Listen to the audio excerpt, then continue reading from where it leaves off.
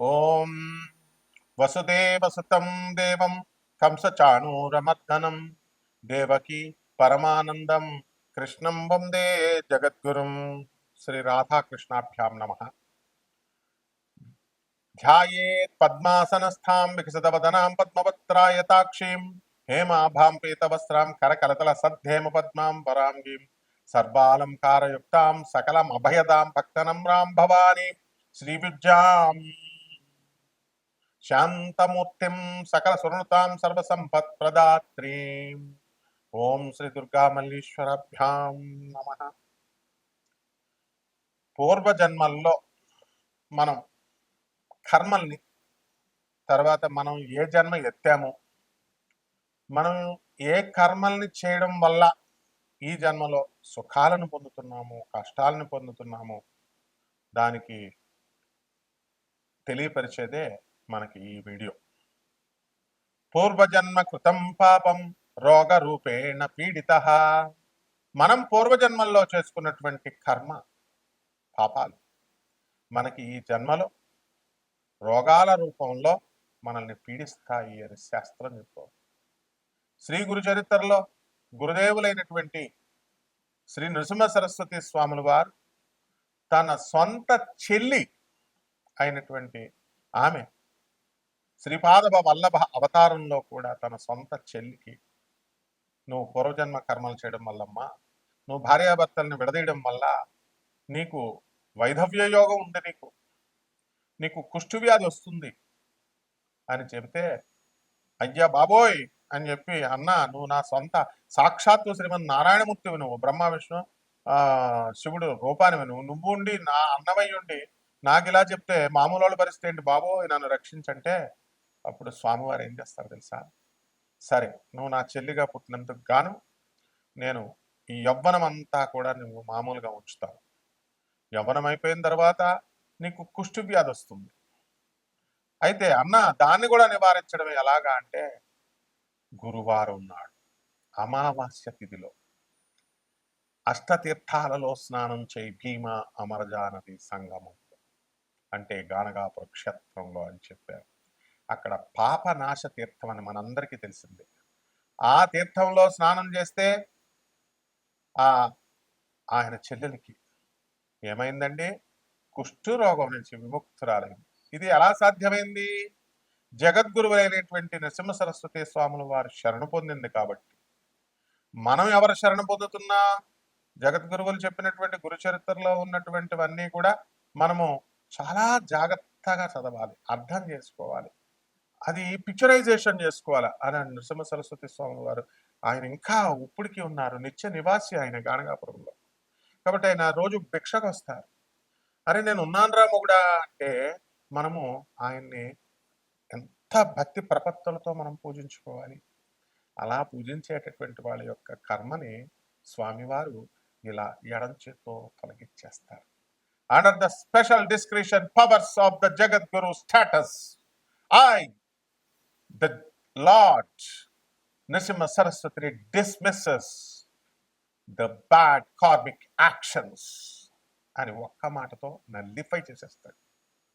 కాబట్టి ఈ పూర్వజన్మలనేటటువంటివి ఖచ్చితంగా మనకి కేతువు సూచిస్తాడు. నాకు ఒక క్లయింట్ ఫోన్ చేశాడు, గురువు గారండి నాకు అర్ధాష్టమ కేతు ఉన్నాడు, నాకు ఎప్పుడు కూడా, ఆయన ఫారెన్లో ఉంటున్నాడు, నాకు ఎప్పుడు కూడా పూర్వజన్మలు గుర్తొస్తూ ఉంటాయి. నాకు కేతు టైంలో నేను ఎవరికండి ఈ కూర్మంలో ఉన్నటువంటి ఆశ్రమం కడుతున్నారు కదా ఇస్కాన్ వాళ్ళు, వాళ్ళకి నేను 4 లక్షలు ఇచ్చానండి ఒకసారి ఫోన్ చేసి, మళ్ళీ ఇంకొకసారి అడిగితే 3 లక్షలు ఇచ్చానండి. ఇలా వాళ్ళు ఆయన చెప్పుకుంటూ వచ్చాడు. నాకు 4-3 ఈ నెంబర్సే నా లైఫ్లో వస్తున్నాయండి. అతను చెప్పింది వాస్తవం. కారణం ఏంటో తెలుసా? మన జీవితంలో కొన్ని నెంబర్స్ వస్తూ ఉంటాయి. నెంబర్స్ రూపంలో ప్రతి మనిషి జీవితంలో కూడా కొన్ని నెంబర్లు మన జీవితంలో వస్తూ ఉంటాయి. అతని అబ్జర్వేషన్ కరెక్ట్. 4-3 కేతు. అలాగే ఇంకొక అతను పాన్ కార్డ్ నెంబర్ తీసుకున్నా, ఆధార్ కార్డ్ నెంబర్ కౌంట్ చేసిన, బండి నెంబర్ కౌంట్ చేసిన, ఇలా అంతా కూడా ఒకటే నెంబర్ వస్తుందండి, అది కేతు అండి అని ఇలా చాలా మంది అంటూ ఉంటారు. కాబట్టి మన కేతువు ఏ ఏ స్థానాలలో ఉంటాడు అనేటటువంటిది అది టెక్నికల్ పార్ట్, అది పండితులకు అవసరం. సామాన్య మనిషికి కావాల్సింది ఏంటంటే ఆయా స్థానాలను బట్టి కేతువు మన పూర్వ జన్మల్ని మనకి ఆయన తెలియజేస్తాడు అనేటటువంటిది స్పష్టంగా అర్థమవుతూ ఉంటుంది. జగద్గురువులైనటువంటి ప్రభాత రంజన్ సర్కార్ ఆనందమూర్తుల వారు తన దగ్గరకు వచ్చినటువంటి భక్తులకి పర్సనల్ కాంటాక్ట్ ఇచ్చేవారు. అంటే ఇప్పుడు ఉన్న స్వామీజీలు ఇస్తున్నట్టుగా కాదు. వాళ్ళు మేము నీకు పూర్వజన్మ గుర్తు చేస్తాం అట్లా కాదు నాయన. ఆయన రామకృష్ణ పరమహంసల వారి గురువైనటువంటి తోతాపురికే మోక్షాన్ని ఇచ్చారు. సిబిఐనే ఒంటి చేత్తో ఛాలెంజ్ చేసి తన్ని ఎంత ఇబ్బంది పెట్టినా సరే, విషమిచ్చినా సరే సిబిఐని, ఆ విషాన్ని ఇక్కడ ఆపేశాడు ఆయన. దాన్ని నీలకంఠ దివసగా ఆనంద మార్గ ఆశ్రమం ఇప్పటికీ జరుపుకుంటుంది. ఆనాడు శివుడు నీలకంఠం అంటే విషాన్ని కంఠం దగ్గర ఆపేశాడు. అదే పునరావృతం చేసినటువంటి శివావతారమే. అటువంటి జగద్గురువులు నీతూ అంబానీకి, ముఖేష్ అంబానీకి, సుశీల్ గోయంకాకి, సీమా గోయంకాకి, కుమార్ మంగళం బిర్లాకి, ఇలా తన దగ్గరకు వచ్చినటువంటి ప్రతి ఒక్కరికి doctor Ravi Batra South Methodist University professor, ఎకనామిక్స్లో నోబెల్ ప్రైజ్ విన్నర్ 1993 అని కొడితే వచ్చేస్తుంది. అతను వికీపీడియా చూడండి, పిఆర్ సర్కార్ వల్లే నాకు నోబెల్ ప్రైజ్ వచ్చిందంటారు. మరి అటువంటి స్థాయి గురువు గారు ఇచ్చారు పర్సనల్ కాంటాక్ట్. అలాగే పరమహంస యోగానందుల వారి గురువైనటువంటి యుక్తేశ్వర్ బాబాజీ, వారి గురువైనటువంటి లహరి మహాశయుడికి ఆయన గురువైనటువంటి మహావతార్ బాబాజీ రాణిఖేట్లో అన్ ఆటోబయోగ్రఫీ ఆఫ్ యోగి అని చదవండి, ఒక యోగి ఆత్మకథ. అందులో ఆ మహావతార్ బాబాజీ లహరి మహాశయుడికి ఇలా ముట్టుకుంటే పూర్వజన్మ స్మృతి వచ్చింది. ఆ గుహలోకి వెళ్ళు, ఆ కమండలం ఏమిటి, ఆ దుప్పటి ఏమిటి, దుమ్ము పట్టి ఉంది అంటే ఏమిటో నాకు గుర్తు రావట్లేదు గురువుగారు అంటే, బయటకు రాగానే ఇలా ముట్టుకోగానే పూర్వజన్మ స్మృతి, ఇది నాదే, నేను పూర్వజన్మలో తపస్సు చేసి ఇదంతా చనిపోయాను అన్నారు. అదంతా ఆ కథ అంతా అందులో చదువుకోండి. ఆ తర్వాత నువ్వు చనిపోయిన తర్వాత ఏ తల్లి గర్భంలోకి వెళ్ళావు, చిన్న పిల్లాడుగా నువ్వు ఎలా పుట్టావు, పెరిగావు, తర్వాత నీకు జాబ్ ఇప్పించింది నేనే, ఇదంతా కూడా స్పిరిచువల్ మాస్టర్స్ చెప్పేది. ఆ స్థాయి మాస్టర్స్ ఇప్పుడు ఉన్నటువంటి వాళ్ళు కాదు. కాబట్టి మీ యొక్క వ్యక్తిగత జాతకాలలో మీ యొక్క కేతువు పొజిషన్ బట్టి మనము పూర్వజన్మ ఏంటి అని చెప్పచ్చు. నాడీ గ్రంథాలు ఆ కాలంలో ఉండేవి వైదిక కోవిల్లో. మరి అప్పుడు ఖచ్చితంగా కొంతవరకు రూఢి చేయగలిగేవారు. ఇప్పుడు లేవు, అవి కూడా కలుషితం అయిపోయినాయి అవన్నీ కూడా. అది వైదీశ్వర కోవిల్ అవని, ఎక్కడన్నా అవనియండి, మీ పేర్లు అడుగుతారు, మీ మొదటి అక్షరం అడుగుతారు, మీ తల్లిదండ్రులు ఎవరు, మీ రాముల వారి పేర్లలోన, మీ అమ్మ పేర్లు లక్ష్మీదేవి పేర్లలో ఉంది, నలుగురా, ముగ్గురా, అన్నదమ్ములు మీరు, ఇద్దరా, ఒక తాళపత్ర గ్రంథంలో ఆకులో ఇలా ఉంది, ఇంకొక ఆకులో ఇలా ఉంది అని ఇలా చెప్తూ ఉంటారు.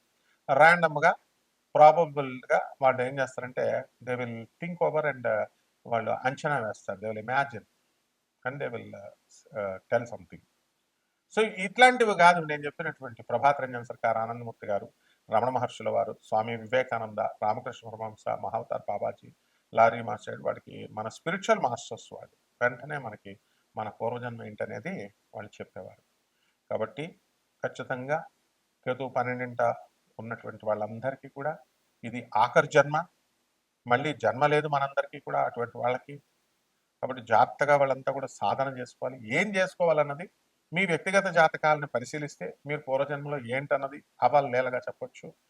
దానికోసం మీరు మాకు ఫోన్ చేయండి, బర్త్ డీటెయిల్స్ ఇవ్వండి, తర్వాత టైమింగ్ పెట్టండి. ఆ తర్వాత మా యుఎస్ఏ నెంబర్ ఇవ్వడం జరిగింది, అలాగే ఇండియా నెంబర్ ఇవ్వడం జరిగింది. తెలుసుకోండి చక్కగా, సద్గురువుల్ని పట్టుకోండి, చక్కగా మీ జన్మల్లో చేసినటువంటి ఆ పాపాలు ఏమిటి వాటిని రెక్టిఫై చేసుకోండి. అండ్ శ్రద్ధ ఉండాలి. ఏదో ఒకసారి ఫోన్ చేసేసి గురుగారు నేను పూర్వజన్మలో ఏంటండి అని అడిగేసి మళ్ళీ వదిలేస్తే అలా వర్కౌట్ అవుతుంది. గురువుని పట్టుకోవాలి ఫస్ట్. ఆ గురువుని, జగద్గురువులు వాళ్ళతో అటాచ్మెంట్ ఉంటేనే, వాళ్ళతో కంటిన్యూస్గా మీరు మెడిటేషన్ అవనియండి, వాళ్ళు చెప్పిన ఐడియాలజీని పాటిస్తూ, వాళ్ళు చెప్పిన మిషన్లో మీరు పాల్గొంటూ, అనాథల పట్ల, సాధువుల పట్ల మీరు జాలి దయ కలిగి వాళ్ళకి సేవ చేసుకున్నప్పుడే you will be able to know, you will be able to understand. I was mystery, I am mystery, I will be mystery అని చెప్తారు ఈ స్పిరిచువల్ మాస్టర్స్. ప్రభాత్ రంజన్ సర్కార్. నేనెప్పటికీ కూడా మీకు అర్థం కాను. నేను రహస్యం. I am mystery. ప్రస్తుతం కూడా నేను మిస్టరీయే. I will be mystery. ఫ్యూచర్‌లో కూడా మిస్టరీయే. అలాగే if you want to I'm not this physical body. నేను ఈ యొక్క భౌతిక దేహాన్ని కాదు. If you want to understand me, నువ్వు నన్ను అర్థం చేసుకోవాలని అనుకుంటే కనుక you you work for my ideology. You work for my mission అన్నారు. ఐడియాలజీ కోసం, నేను చెప్పిన ఐడియాలజీ కోసం పాటించండి. నేను చెప్పినటువంటి మిషన్ కోసం పాటు చేయండి అన్నారు. కాబట్టి వ్యాపార దృక్పథంతో కాకుండా నాన్ కమర్షియల్ యాటిట్యూడ్తో మేము ఎప్పుడు కూడా మీకు సేవ చేయడానికి సర్వదా సన్నిద్ధం. కాబట్టి అక్కడ నాకు కావాల్సింది శ్రద్ధ, తర్వాత ఇంట్రెస్ట్ ఉండాలి, అండ్ పేషెన్స్ కూడా ఉండాలి. కాబట్టి ఈ 12 రాశుల వారికి ఒక స్కెలిటన్ ఐడియాగా మనకి పూర్వజన్మల కాన్సెప్ట్ మీద ఎవరు ఏమై ఉంటారు, వాటి ప్రభావం ఎలా ఉంటుంది అనేది ఒక్కొక్క రాశిని బట్టి చూద్దాం. సింహరాశి. సింహరాశి, ఈ సింహరాశి వారంతా కూడా పూర్వజన్మలో మనం సింహాలా అండి అంటే ఖచ్చితంగా మీరు సింహాలే. ఈ జన్మలో కూడా మీరు సింహాలే. మాట పడరు మీరు. జన్మంలో ఉన్నటువంటి కేతుగ్రహ ప్రభావం వలన విపరీతమైన జ్ఞానం వచ్చేస్తుంది నాయన, మీకు భరించలేని, అసలు ఆ జ్ఞానాన్ని తట్టుకోలేరు మీరు. అంత జ్ఞానం వచ్చేస్తుంది. ఏం చేసుకోవాలో కూడా మీకు అంత జ్ఞానం తెలియదు. అటువంటి ఈ యొక్క కోపం కూడా అసలు సింహరాశి వాళ్ళకి జన్మంలో కేతు ఉన్నప్పుడు నేను భర్తని అని వెళ్తే తన్నేస్తుంది ఆయన భార్య. ఇది నిజం. ఎందుకంటే హిరణ్యకశిపుడు ఉన్నాడు, వాడిని చంపేశాడు మన నరసింహస్వామి. నరసింహస్వాములు వారు చంపిన తర్వాత ఆ కోపం ఎక్సైటెడ్ స్టేట్లోకి వెళ్ళిపోయాడు, గ్రౌండ్ స్టేట్ నుంచి. ఇక ఆ కోపం తగ్గట్లేదు. నీ మొగుడే కదమ్మా, నువ్వు వెళ్ళమ్మా లక్ష్మీ తల్లి అని. ఈ విష్ణుదేవుడు అగ్గిపొల్లల స్వామి అనమాట. నన్ను కూడా అగ్గిపొల్లల స్వామి అంటారు మా తెల్లాకుల మనోహరు. సరే వెళ్ళమంటే వెళితే ఎడం చేత్తో తోసేసాడు నరసింహస్వామి. సొంత పెళ్ళాన్ని ఆ బాబు రోజు కాపురం చేశాను అంటే డోంట్ కేర్. ఆ కోపాన్ని అణుచుకోలేకపోతున్నాడు నరసింహస్వామి. ప్రహ్లాదుడు, నాయన నీకోసమే ఈ అవతారం ఎత్తాడు, ఆయన దగ్గరికి వెళ్ళిన ఆయన అంటే ఆయన కూడా ఇలా తోసేస్తాడు. మరి ఎలా రా నాయన అంటే అక్కినేని నాగేశ్వరరావు గారు నటించారు చెంచులక్ష్మి సినిమా. ఏలూరు నాచారం అని ఉంది ఇక్కడ తోఫ్రాన్ దగ్గర, పోతురాజుపల్లి దగ్గర. ఆ ఏలూరు నాచారంలో చెంచులక్ష్మి కనబడగానే మనవాడు నరసింహస్వామి ఐస్ అయిపోతాడు. అప్పుడు కోపం పోతుంది. ఆ విధంగా ఈ యొక్క సింహరాశి వాళ్ళు నా పెళ్ళామే కదా అని మీరందరూ కూడా తిట్టేద్దామని చెప్పి వెళ్ళకండి నాయన. 1 సంవత్సరంన్నర పాటు మీరు మీ భార్య ఏం చేసినా సరే అడగకండి, వెళ్ళకండి. మీకు తెలియదు నాయన, తెలియదు. ఇప్పుడు చాలా డేంజర్లు అయిపోతున్నాయి. ఏమిటంటే మీరు ఏ సాంబార్లోనో విరోచనాల మంది కలిపేస్తారు, తర్వాత మీ ఇష్టం. అలాగే ఆదాయాలు బ్రహ్మాండంగా పెరుగుతాయి. సంపద, ఖర్చులు.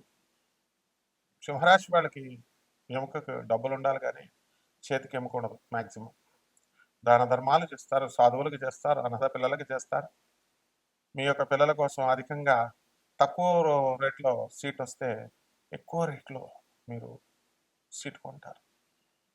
సంవత్సరానికి 85 లక్షలు నాయన. కొలంబియా యూనివర్సిటీ ఎక్కడది? న్యూయార్క్లో వెళ్ళి జాయిన్ చేసేస్తారు. మరి పరిహారాలు ఏం చేసుకోవాలండి అంటే ఈ సింహరాశి వారికి సప్తమంలో రాహు, అష్టమంలో శని ఉన్నాడు. ఈ 2 పాసిఫై చేసుకోవాలి ఆయన. రాహు జపం చేయండి, రాహు స్తోత్రాలు చదవండి. రాహు కిలోంపావు మినుముల్ని ఆవుపేడ రంగు ఉన్నటువంటి వస్తువుల నుంచి పేద బ్రాహ్మణులకి శనివారం నాడు ఉదయం 8 గంటలకి దానం చేసుకోండి. అలాగే శని జపం చేయండి, శని స్తోత్రాలు చదవండి. శనికి కిలోంపావు నల్ల నువ్వుల్ని, నల్లని వస్త్రాన్నిచ్చి పేద బ్రాహ్మణుడికి శనివారం నాడు ఉదయం 8 గంటల 5 నిమిషాలకి దానం చేయండి. దశ మహావిద్యల్లో ఒకటేటువంటి మహాకాళిని కానీ లేదా ప్రచింగర అమ్మవారి యొక్క హోమాన్ని మీ ఇళ్లలో మంత్రజపం, ఆ తంత్ర పూజలు అంటే ఆ మంత్రాన్ని ఉపయోగించి సాధన మీరు చేసుకున్నట్లయితే అద్భుతంగా మీకు కలిసి వస్తుంది నాయన. శుభమస్తు.